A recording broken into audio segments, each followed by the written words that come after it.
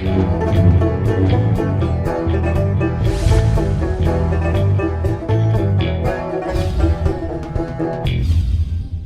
I'm the DeadwoodJedi. This is going to be another Raid Shadow Legends video. I've got my coffee here. We are on the road to Ultra Nightmare, the free-to-play, and today is day 37. Yes, I got my XP boost. So excited. You know, one of the interesting things about these daily logins, I just feel this way. I don't know if you guys agree with me, and I feel like this is one of the things that kind of gets overlooked by Plarium because, you know, they're looking at the resources that are given out. But personally, I would really like to be excited every single day for what I get for my daily login. I feel like that just adds that little juice starting your day and wanting to log in. And I feel like it's really easy to get kind of lost in the sauce as this goes along. And none of these rewards this week really get me excited. The Epic Book, definitely excited. The Void Shard, exciting. Energy, exciting. These artifacts, not exciting. Not exciting at all. One artifact that might be bad, it might be good. That never does it for me. 150,000 silver? Not gonna do it for me. I don't know why that's not a million. I mean, a million silver. You know I'll go through that in like an instant. So yeah, if I had a suggestion to make to Plarium, fix this, please fix this. This is silly. A 4-star. These are these are 5-star. Oh, we finally get some 5-star gear. Okay, see, that's good, right? I can handle that. You know, just tweak this a little bit, right? You don't have to give us crazy stuff, but like, let's dump the artifacts. Let's just toss those out to the side. I think that might be a little bit better. Or give us like a full set, right? A ring, amulet, and banner. Then maybe we're talking about something that could be really good. I might get excited for. But like, these are 3 days of uselessness right here. One piece of gear. I mean, come on. You're better than that. Anyway, I digress. What are we up to today? Well, first off, you guys haven't noticed, I'm on BlueStacks right now. I've had a few people ask me like how I'm able to multitask. We've got a fusion. I'm trying to do that on my main as well as on my free to play. And let me tell you, the secret is BlueStacks. There's really no other thing. I mean, I've got my free to play right here, but I've got my main also on BlueStacks. And like, I'm trying to do an arena tournament right now, which is really hard to do. But by able to run both accounts at the same time, it helps a lot. So if that's something that you guys are interested in, and if you run multiple accounts, I definitely recommend this. This is something you might want to download for yourself. And I do have a link down below in the pinned comment description of the video. I actually find BlueStacks really helpful, especially if our cell helper goes down, which it does, you know, most updates for a day or two. I'm able to still run auto battles and have an auto clicker kind of available there.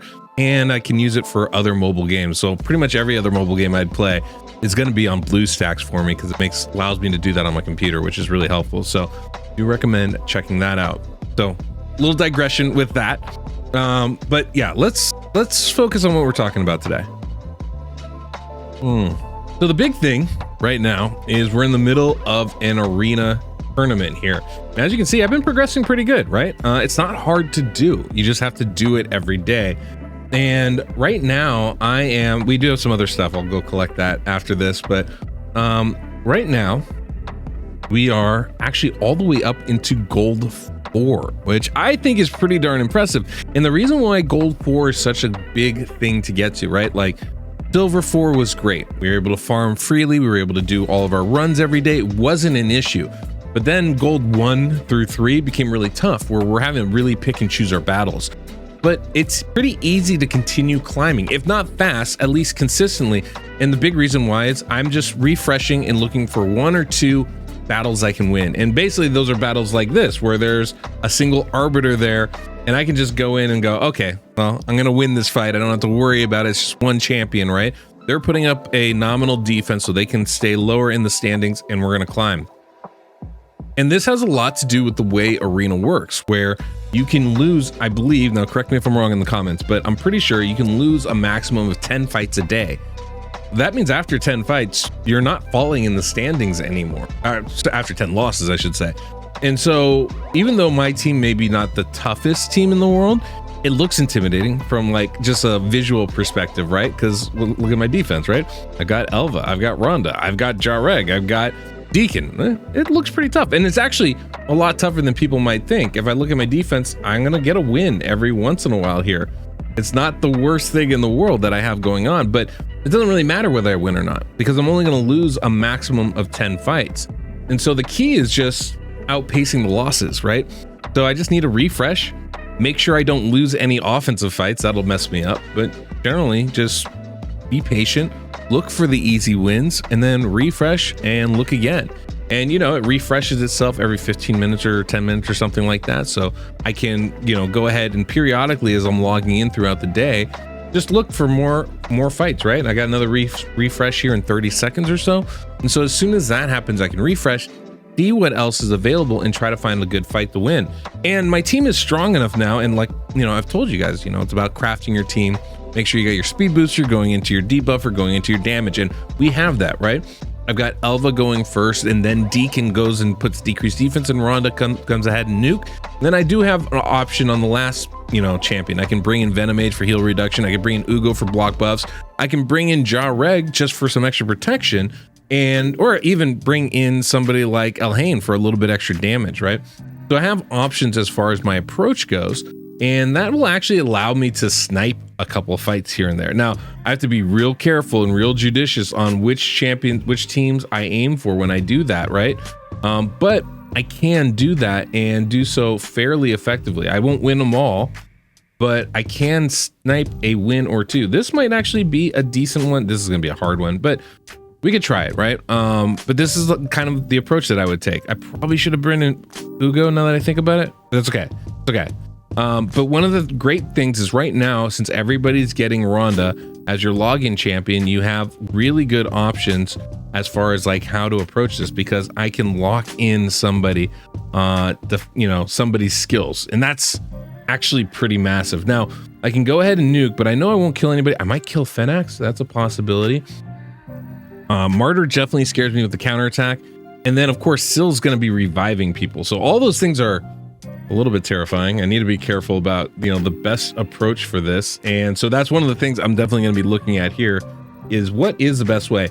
But we have so much more Terminator than both Sill and Martyr. I think we're actually going to be able to take a second turn before they go, or at least have a pretty good chance at that, because we do have the increased speed buff. I'm just going to go ahead and do the big nuke. And again, this might not work, but we did take out Fenax, which is great. This is why I have Jareg in there to protect us. So even if we don't go, we still have a chance to go again. There it is. There we go again. Now at this point, I can try and kill Martyr, or I can try and kill Sill.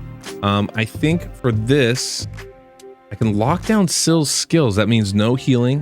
It means no revive.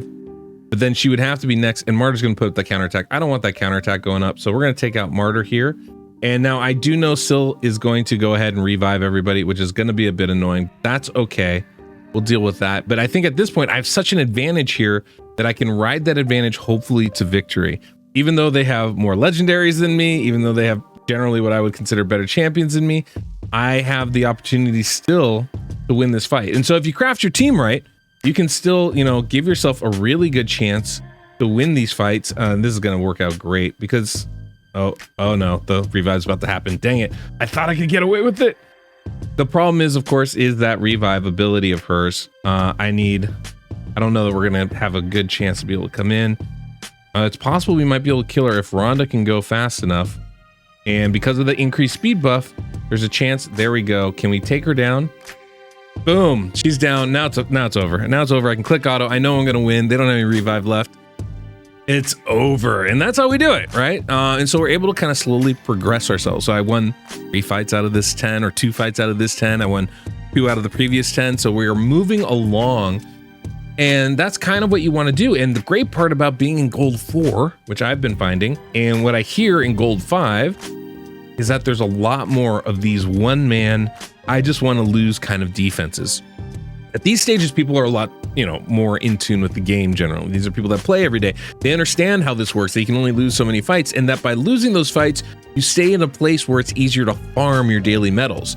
So, one of the things as you get further along in this game is it's not just about how well I can do, but it's also about how well I can do as fast as I can. And so being able to farm your medals, doesn't matter if you're at the bottom of gold 5 or the top of gold 5, you just want to farm your, 10 or 15 medals every day. And by doing so, you're going to raise the overall, status of your account. And so that's what we're aiming for right now, right? That's really all I'm looking to do is get to those stages, because at gold 5 and gold 4, I'm going to have those opponents that I can farm easily, even if I have to refresh a little bit more often right now on my account. And so once we get there, then we're going to stay there. There's no reason for us to fall at all. It's going to be easier to maintain where we're at.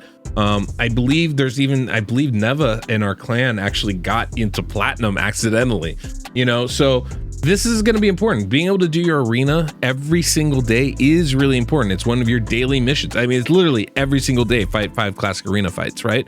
Not to mention the advanced quest where, you know, it's use something unique, right? 5, here you go, classic arena battle against a team with higher power. Like, there's always something.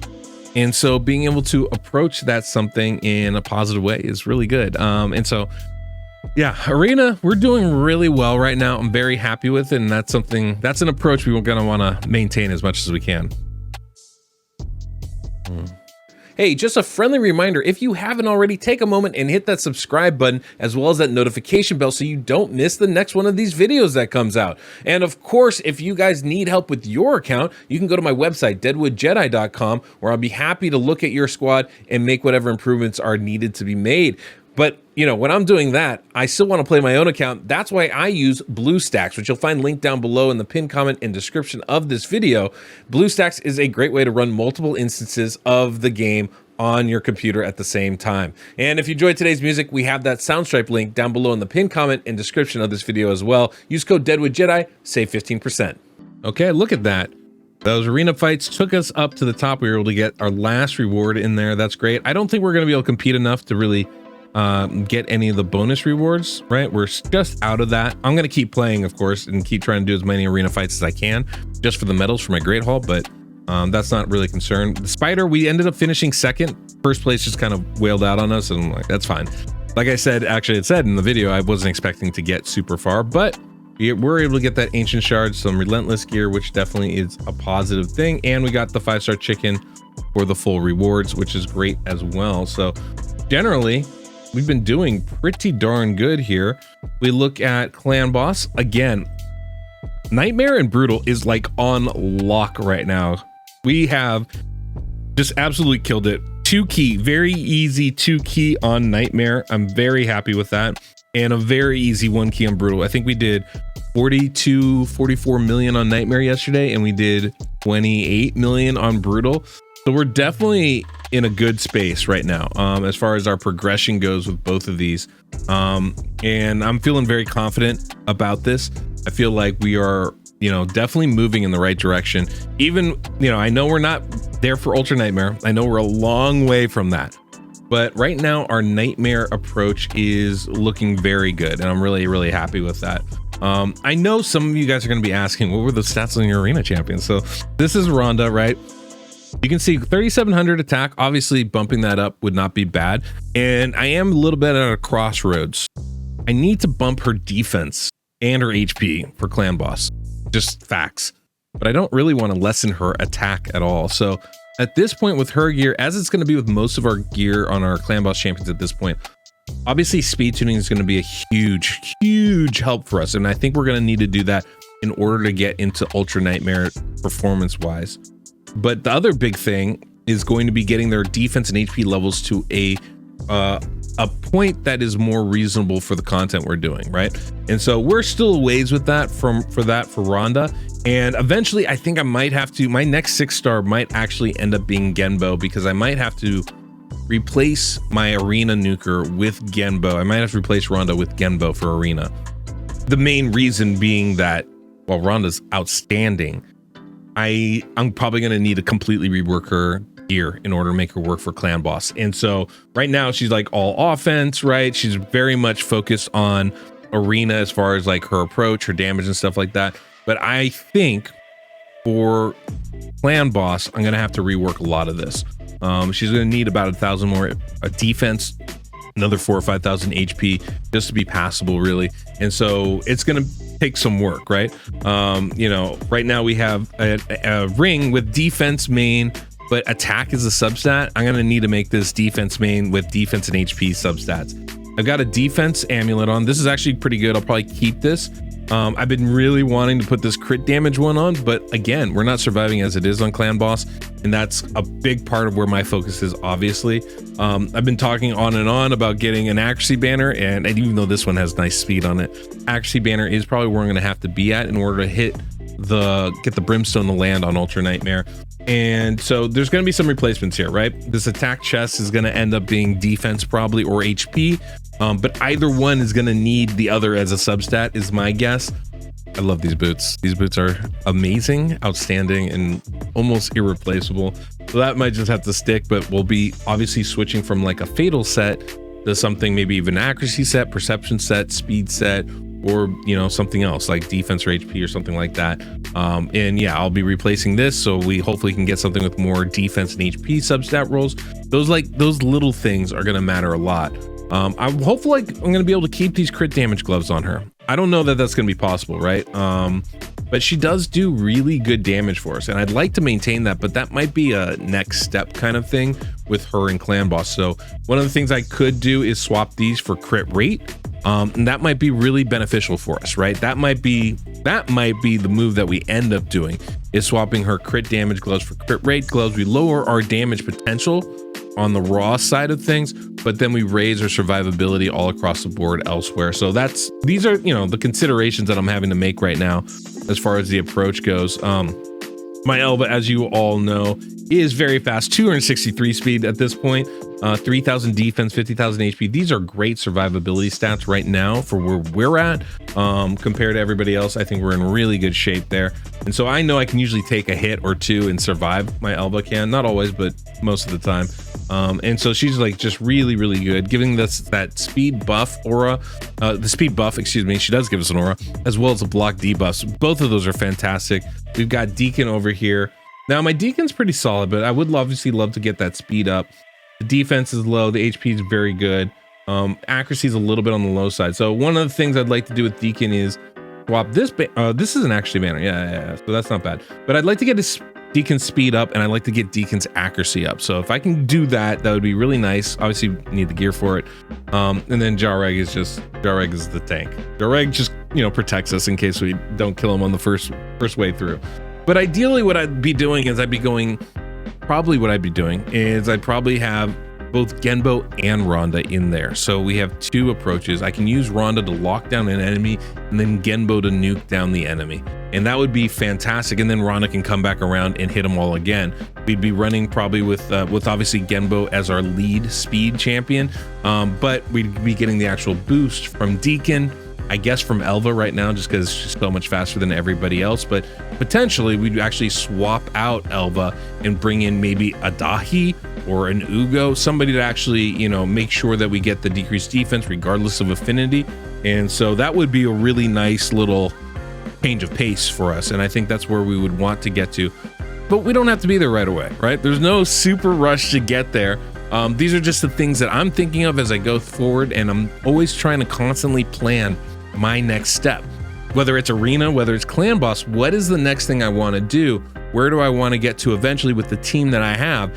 And then while I'm doing that, obviously the flaws pop out, right? I go, okay, well, Deacon's a really good speed lead, but like the only one, we're probably going to get cut in. And that's where I go, okay, well, it'd be really nice to get somebody else that could fit in there, right? Maybe a Seeker, maybe a Lysandra, maybe even a Gorgorab, right? There's a million different arena champions that can give me that speed boost I need to ensure my team goes first, maybe give us an increased attack buff so that we hit even harder, little things that can just make my team a little better. So I know when I pull them, yeah, that's going to be a perfect fit.